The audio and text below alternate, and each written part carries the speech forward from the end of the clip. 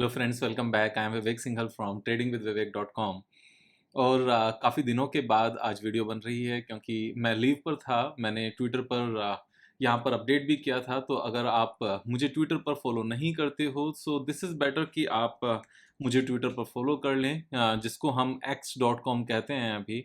और मेरा जो प्रोफाइल है मीन्स जो हैंडल है दैट इज़ @द विवेक सिंघल। आप सर्च करके एक बार फॉलो कर सकते हो। उससे ये होगा कि अगर कभी मुझे किसी रीज़न से ऐसा फ़ील होता है कि अभी मैं वीडियो नहीं बना पाऊँगा, फ़ील मीन्स जो पता होता है कि वीडियो नहीं बना पाऊँगा, तो मैं जनरली ट्विटर पर अपडेट कर देता हूँ जिससे जो फ़ॉलोअर्स हैं उन सबको पता रहे।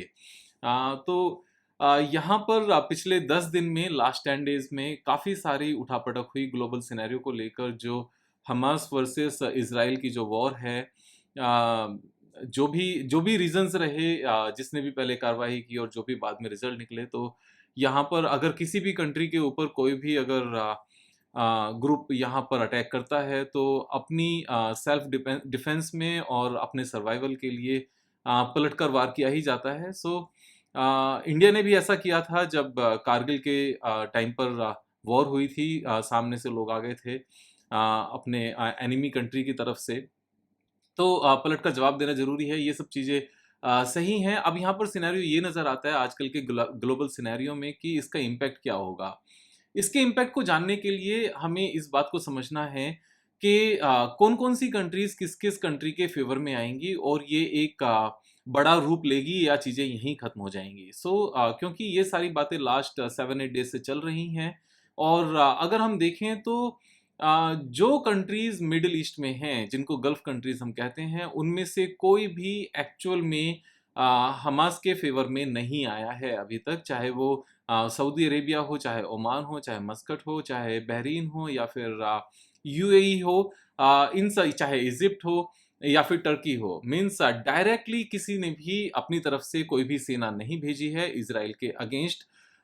ये एक पॉइंट है। साथ में दूसरा पॉइंट ये भी है कि किसी भी कंट्री ने अपने बॉर्डर्स ओपन नहीं किए हैं उन लोगों के अपनी कंट्री में आने के लिए।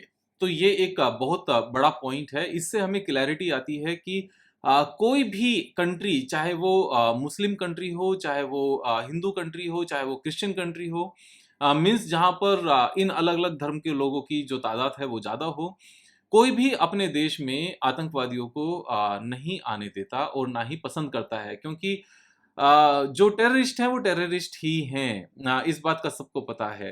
तो इस चीज़ का जो रिज़ल्ट निकलता है वो ये निकलता है कि कोई भी कंट्री डायरेक्टली टेररिस्ट के फ़ेवर में नहीं जा रही है। और जब टेररिस्ट के फ़ेवर में नहीं है यानी कि इज़राइल के अगेंस्ट अपनी आर्मी को तैयार नहीं कर रही है। हालाँकि कुछ कंट्रीज़ ने धमकियाँ दी हैं, लेकिन लाइक ईरान और पाकिस्तान। लेकिन एक बड़ी छोटी-सी बात है कि जब ईरान और पाकिस्तान ने धमकियाँ दी हैं तो अमेरिका इज़राइल के फ़ेवर में साफ-साफ खड़ा हुआ है। एंड इज़राइल के जो अमेरिका के जो प्रेसिडेंट हैं, उन्होंने इज़राइल में अपने विज़िट के बारे में बात भी की है। शायद वो वेडनेसडे को ही है, टुमारो। तो ये इस बात का स्टैंड लिया जाता है कि अगर कोई भी कंट्री इज़राइल के अगेंस्ट अपनी आर्मी भेजती है, तो अमेरिका उसको फाइट करने के लिए अपनी आर्मी भेज देगी। तो जब अमेरिका किसी कंट्री के सामने साफ-साफ खड़ा हो, साथ में साफ-साफ खड़ा हो, और तो ये चीज़ थोड़ी-सी क्लियर होती है क्योंकि ईरान और पाकिस्तान जैसी कंट्रीज़ अमेरिका के सामने कहीं स्टैंड नहीं करती, जो आर्मी की पोटेंशियल है उस पॉइंट को देखते हुए। तो ये लड़ाई यहीं खत्म होती हुई नज़र आती है अभी तक की समझ के हिसाब से कि जितना उन्होंने अपनी मीन्स इज़राइल ने अपनी कंट्री को सेव करने के लिए जितने बॉर्डर्स पर जितनी दूरी तक आतंकवादियों को खत्म करना है उतना वो खत्म कर पाएँगे। अब कुछ लोग उनको आतंकवादी कहते हैं और कुछ लोग उनको अच्छे लोग बताते हैं, कोई लोग बुरे बताते हैं। लेकिन एक बड़ी छोटी-सी बात है, जब अपने ही धर्म के लोग बॉर्डर्स ओपन नहीं कर रहे हों उन लोगों के लिए, तो आप समझ कर देखो कि उन लोगों को अच्छा बताया जाएगा या बेकार बताया जाएगा। इस बात को थोड़ा-सा समझने की ज़रूरत है।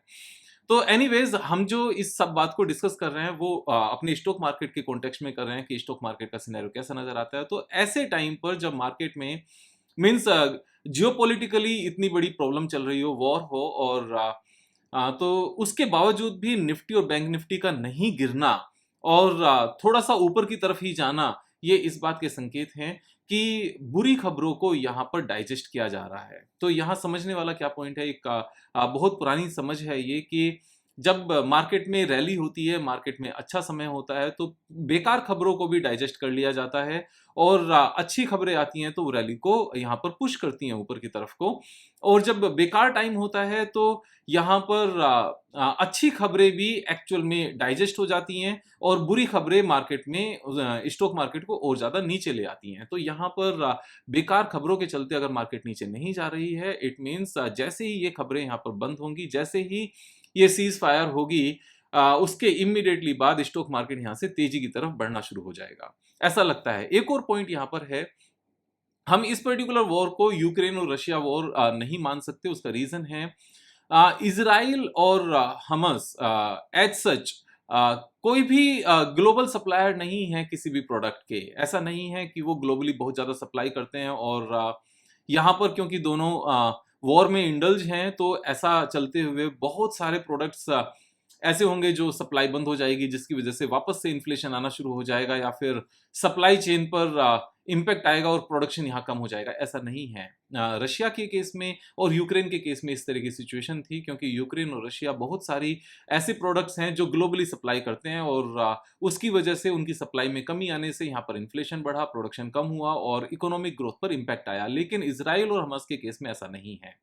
बिल्कुल ही छोटी-छोटे से कंट्रीज़ हैं, छोटी सी पॉपुलेशन है। जैसे हमास की हम बात कर रहे थे तो 20 लाख पीपल की टोटल आबादी है, इज़राइल की भी बहुत बड़ी आबादी नहीं है। तो बहुत ज़्यादा इम्पैक्ट इस बात का नहीं है। अगर हम यहाँ पर चार्ट पर भी देखें तो चार्ट पर देखते हुए आपको अगर याद हो तो 4 अक्टूबर को एक वीडियो बनाई थी market going down question mark करके कि मार्केट में वापस डाउन साइड है क्या। और जब इस चीज़ को यहाँ पर चार्ट पर समझाया गया था उस वीडियो में, आप उस वीडियो को दोबारा से देखना, आपको ज़्यादा क्लैरिटी आएगी। तो हमने पर्टिकुलर 4 अक्टूबर को इस पर्टिकुलर डे हमने मार्क किया था। एज इट इज़ मैंने पूरी की पूरी ड्राइंग रखी हुई है।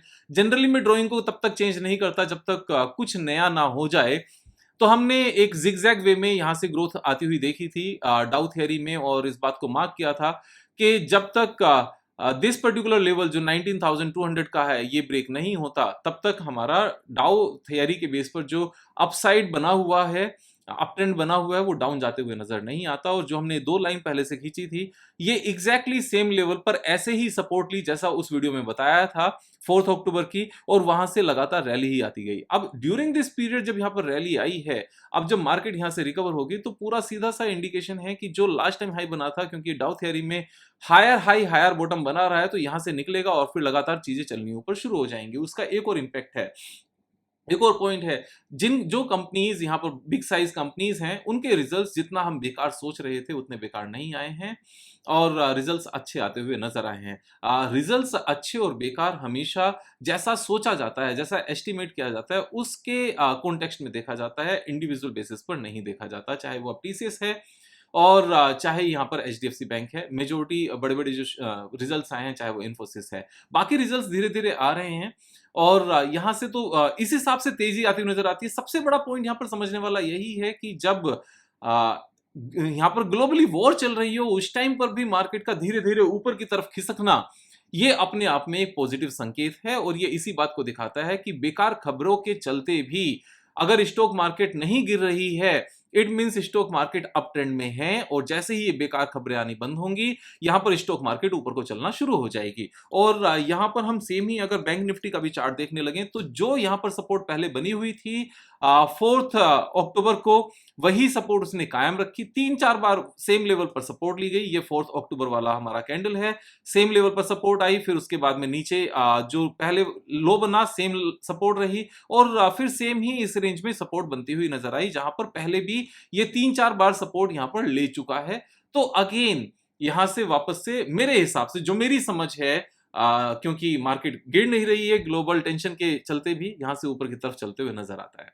ऐसे में अपनी स्ट्रेटजी क्या होनी चाहिए? बड़ा सिंपल सा पॉइंट है कि इजराइल और हमास कोई बहुत ग्लोबल सप्लायर नहीं है, इनसे बहुत ज़्यादा फर्क नहीं पड़ता। अगर इंटरनेशनल लेवल पर कुछ बड़ी इकोनॉमीज आपस में यहाँ पर लड़ाई ना शुरू कर दें, वो सिनेरियो समझ से बाहर है। उसका बड़ा सिंपल सा रीज़न है कि पूरा यूरोप एंड अमेरिका एक साइड में है, एक ही के फेवर में हैं और जो हमस के यहाँ पर दोस्त हो सकते थे, चाइना, ईरान और टर्की, वो सिर्फ स्टेटमेंट दे रहे हैं, बाकी कुछ नहीं। और जो गल्फ में ही अलग कंट्रीज हैं, मीन्स जो मुस्लिम मुस्लिम देश हैं, यहाँ पर Saudi Arabia, UAE, Muscat, Oman, Bahrain, Egypt, ये बिल्कुल शांत हैं और अपने बॉर्डर्स भी उन लोगों के लिए ओपन नहीं कर रहे हैं। तो ये चीज़ें यहीं खत्म होती हुई नज़र आती हैं और मार्केट वापस से तेज़ होती हुई नज़र आती है। ये मेरी समझ है। ऑफ कोर्स जैसे-जैसे सिनेरियो आगे बढ़ेगा, सिचुएशंस बदल सकती हैं और अगर मुझे ऐसा लगा कि फिर से सिचुएशन कुछ बदल रही है and I need to update you, then definitely मैं फिर से एक वीडियो बनाऊँगा। और अभी कल से फिर वीडियो आनी शुरू हो जाएँगी, स्टॉक रिलेटेड भी हम लोग एनालिसिस करेंगे। जियो फाइनेंशियल के रिजल्ट आए, उसमें मुझे काफ़ी कुछ आपको बताना है, स्टडी करके वो मैं आपको बताऊँगा, एचडीएफसी बैंक के बारे में भी। और 1-2 और शेयर्स हैं जिसमें 100% तक गेन आने के यहाँ पर चांसेस हैं। एक स्टडी के बेस पर वो भी चीज़ें डिस्कस करेंगे, तो वापस से वीडियोज़ बननी शुरू हो जाएँगी अब। और आप लोग सीखते रहिए, मैं सिखाता रहूँगा। Of course there could be a gap for few days, sometimes वो ज़रूरी है, बाकी भी लाइफ में कुछ काम ऐसे होते हैं जब मैं अवेलेबल नहीं होता और इस तरह के बीच में गैप्स आ सकते हैं, बट दैट्स पार्ट, मीन्स छुट्टियाँ सभी की पड़ती हैं। मेरी छुट्टियाँ वैसे छुट्टियों के हिसाब से नहीं पड़ती, बाकी काम निपटाने के लिए पड़ती हैं। तो कुछ बुक्स थी जिनको पढ़ना ज़रूरी था, कुछ बाकी काम भी निपटाने थे, इसलिए थोड़ा-सा यहाँ पर गैप आया। वापस से वीडियो बननी शुरू हो रही हैं, तो आप दोस्तों के साथ शेयर करना नहीं भूलना, सब्सक्राइब करना भी है, सब्सक्राइब कराना भी है और ट्विटर पर भी फॉलो कर लेना, जिससे कोई भी इम्पोर्टेंट मैसेज जो मुझे आपको देना हो और वीडियो नहीं बना पा रहा हूँ या कुछ भी अलग, तो मैं ट्विटर पर जनरली डाल देता हूँ, वहाँ पर टेक्स्ट करके डालना थोड़ा-सा आसान होता है। तो यहाँ पर कल फिर मिलेंगे एक नए वीडियो के साथ, तब तक जय हिंद, जय भारत।